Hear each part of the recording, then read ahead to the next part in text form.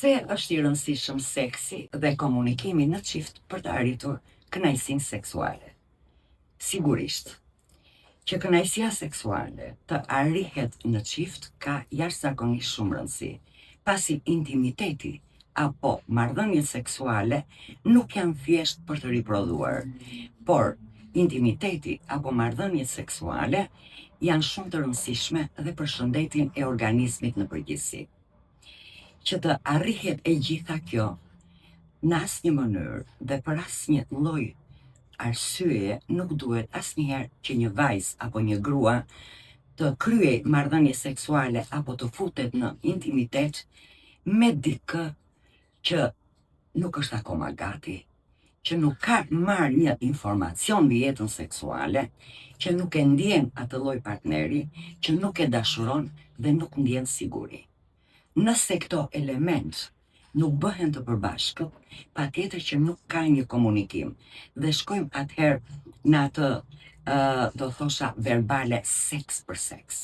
Nëse ne shkojmë këtu ku unë thash seks për seks, atëherë bie poshtë ajo çka unë thash, që vetëm do bëjmë riprodhim, jo kënaqësi seksuale dhe jo shëndet të organizmit në përgjithësi.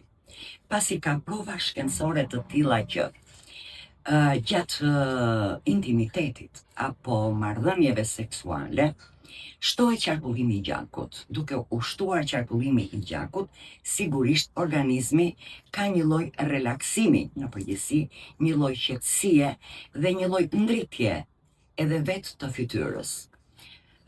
Tjetër, gjatë intimitetit apo marrëdhënieve seksuale rritet imunoglobulina A, e cila shkon për rritjen e imunitetit apo forcimin e imunitetit, çka na bën ne që të sëmuremi më pak ose as pak nga viroza apo nga gripi. Tjetër, gjatë marrëdhënieve intime apo jetës seksuale rritet oksitocina apo hormoni i lumturisë. Çfarë bën oksitocina në këto raste kur kemi marrëdhënie intime dhe ka orgazëm gjithmonë, se nëse nuk ka orgazëm nuk ndodhin këto çka unë po them. Pra, shtohet oksitocina, duke na frenuar oksitocina, duke na frenuar kortizolin apo hormonin e stresit.